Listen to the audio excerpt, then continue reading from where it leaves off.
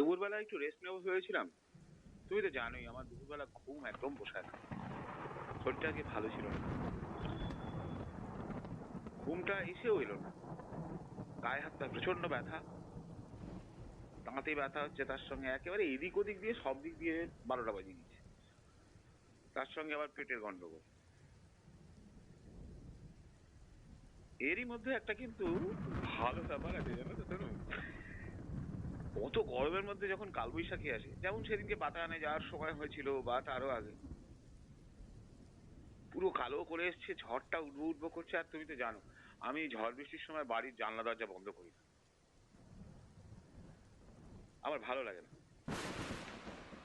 ওই বদ অভ্যাস বলতে পারো, বাতিক বলতে পারো, যা খুশি বলতে পারো, হাওয়া বাতাস ঝড় বৃষ্টি সব মনে প্রাণে ঢুকলে আমার খুব ভালো লাগে। তুমিও তো মেঘলা বৃষ্টি সবকিছু পছন্দ করো। আচ্ছা একটা কথা বলো, এরকম তো অনেক হয়েছে, তোমারও হয়েছে আমারও হয়েছে, রাস্তাঘাটে বেরিয়েছি, আমার ছাতা নেওয়ার অভ্যেস নেই কোনো কালে। আমার মনে হয় তুমিও ছাতা ফাতা খুব একটা, ছাতা জলের বোতল ফোতল এইসব কিছু খুব একটা বিশ্বাস করো না। ধরো দুজনে মিলে একসঙ্গে বেরোলাম, এরকম মেঘ বৃষ্টি ঝড় ঝাপটা এসে হাজির হলো, কি করবে? শেরের তলায় দাঁড়াবে নাকি বৃষ্টিতে ভিজবে? তুমি বাজ পড়লে ভয় পাও, আর আমিও বাজ ফাজ থেকে একটু অ্যাভয়েড করি, কারণ ওটাকে কোনো রকম ভাবে প্রেডিক্ট করা যায় না। কিন্তু যদি শুধু বৃষ্টি ঝরে, তার সঙ্গে হাওয়া, ভিজবে আমার সঙ্গে বৃষ্টিতে, আমি বৃষ্টিতে ভিজতে ভীষণ ভালোবাসি। আর বৃষ্টি হওয়ার পরে যেখানে জল ফল জমে থাকে একটু আধটু, সেখান দিয়ে হাঁটার সময় ছপাত ছপাত করে হেঁটে আশেপাশের লোকেদের জল ছিটিয়ে ভিজিয়ে দিতে ভালোবাসি। বই গেছে আমার, ওর মধ্যে ঢুকে গেছো ওই জন্যে, হ্যাঁ আওয়াজ ফাওয়াজ দিচ্ছ। ঘরটা তো উঠেই গেছে, বাপরে শুরুতেই একদম ভীষণ বাজ করতে আরম্ভ করেছে।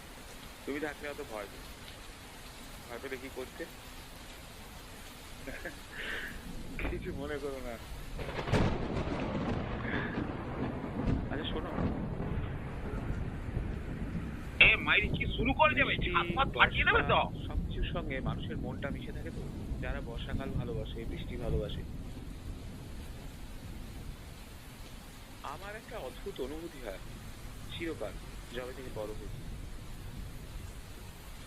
ভেতরে যখন হু হু করে হাওয়া ওঠে, প্রচন্ড জোরে ঝড়, ভীষণ শব্দ করে বাজ পড়ে, তখন ভেতরে ভেতরে একটা ভয়, তারপরে বৃষ্টি, সেটা একটা ভীষণ আনন্দ।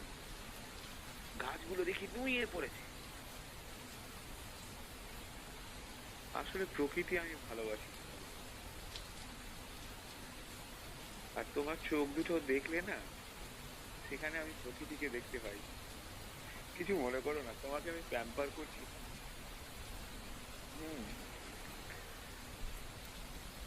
কিন্তু যেটা সত্যি সেটা বললাম, কালবৈশাখীর মরশুমে, মানে কালবৈশাখীর মরশুমে একবার তো আসা দরকার।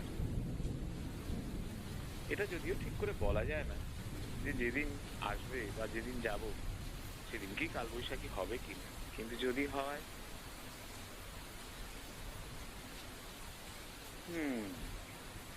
কি আচ্ছা, আর কি মাছি।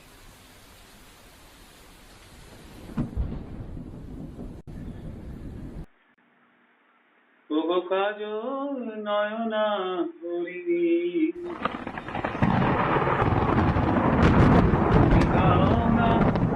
দুটি আখি, তবু কাজল নয়না হরিণী, তবু গোলাপ পাপড়ি মেলো না, অঝরে তোমাকে রাখি। এই সালাটাকে মারিয়ে একটা ভিক্স বা স্ট্রেসিল আর নিজের পক্ষে একটু লবঙ্গ টবঙ্গ কিছু একটা দে মারিয়ে সারা সহ্য হচ্ছে না বাপ রে বাপ ফাটা বল আসলে কি জানো, এই কালবৈশাখী যেমন বলা নেই কওয়া নেই হঠাৎ করে এসে পুরো পরিবেশটাকেই পাল্টে দিয়ে যায়। সমস্ত অস্বস্তি থেকে মুক্তি, ভয় লাগে, আতঙ্ক হয়, তারপরে মনটা ভরে যায়। তুমি ঠিক সেই রকম। একটা মজার ব্যাপার হলো, মানুষের মনটা আসলে এই রকমই। যদি ভয় না থাকে তাহলে সৌন্দর্যটা দেখতে পায় না। তোমার শাসন, তোমার অধিকার বোধ যেমন আমাকে ভয় পাওয়ায়, ঠিক তেমন তোমার চোখটাও আমাকে মাতাল করে দেয়। বৃষ্টি হয়ে যাওয়ার পরে আকাশটাকে দেখেছো? দেখেছো কি মন দিয়ে? রবি ঠাকুর লিখেছিলেন, মেঘের কোলে রোদ উঠেছে, বাদল গেছে টুটি। আমি তো আকাশের দিকে তাকিয়ে সেটা শুনতে পাই না, আমার মনে সেটা বাজে। আর রক্ত সন্ধ্যা দেখেছো? ঝড় বৃষ্টির পরে গোটা দুনিয়া এমআই ওভারডোজ হয়ে গেছে বুঝিস এই লাইন মারতে গেলে এত লেবার দিতে হয় নাকি রে ফেরাও খড়ি মাকড় তেল তুমি কি আমার পর তো বাপ ঠাকুরের কাছ থেকে শুনেছি লে হালবা হুম হুম হুম হুম হুম হুম হুম হুম হুম হুম হুম